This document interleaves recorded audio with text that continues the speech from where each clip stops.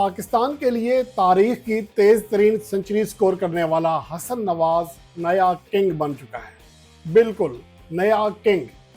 अब उसे आप ऑफिशियली तौर पर किंग कह सकते हैं, लेकिन जीरोज का, सिफर्स का सबसे ज़्यादा बार बगैर कोई रन बनाए आउट होने का। मौसूफ ने अब तक पाकिस्तान के लिए 10 इनिंग्स खेली हैं। उनमें से 7 इनिंग्स उन्हें अपने मुल्क से बाहर खेलना पड़ी और इन 7 में से 5 इनिंग्स में वो एक भी रन नहीं बना सके हैं और एक इनिंग में वो सिर्फ 1 रन कर सके। ये उनकी अब तक सूरत हाल रही है। 10 में से मजमूई कैरियर, जिसमें बांग्लादेश के खिलाफ होम कंडीशंस के मैचेस भी शामिल हैं, 10 में से 5 इनिंग्स में 50% उनके आउट होने का, सिफर पर आउट होने का रेशो है। और अगर मौसूफ इस रफ्तार से आगे बढ़ते रहे तो कैरियर के पहले ही साल पाकिस्तान की जानिब से सबसे ज़्यादा सिफर पर आउट होने का उमर अकमल का रिकॉर्ड तोड़ डालेंगे।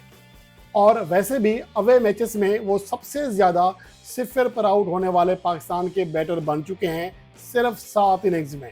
दुनिया का कोई भी इतना बैटर नहीं है जिसने सिर्फ 7 इनिंग्स में इतने ज़्यादा बार सिफर पर आउट होने का बदतरीन रिकॉर्ड कायम किया हो।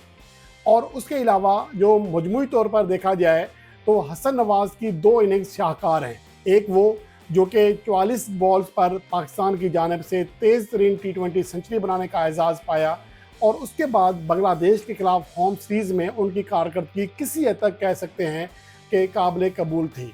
लेकिन बांग्लादेश के टूर के पहले दोनों मैचेस में सिफर पर आउट होने वाले हसन नवाज ने कैरियर की जो 7 अवे T20 इंटरनेशनल इनिंग्स खेली हैं, उनमें से एक में 105 रन किए, बाकी 6 इनिंग्स में मजमूई तौर पर सिर्फ 1 रन किया है।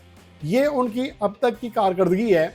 और जिस रेशो से वो आगे बढ़ रहे हैं, अगर वो सिर्फ 2 बार, यानी कि बांग्लादेश के खिलाफ आखिरी मैच भी है, उसके बाद पाकिस्तान ने वेस्ट इंडीज़ का टूर भी करना है और अफ़गानिस्तान के साथ और यूए के साथ मिलकर मुमकिन तौर पर ट्रायंगुलर सीरीज़ खेलनी है, इनमें अगर वो मज़ीद 2 बार आउट हो गए तो पाकिस्तान की मजमूई हिस्ट्री के तीसरे सबसे ज़्यादा सिफर पर आउट होने वाले खिलाड़ी बन जाएंगे।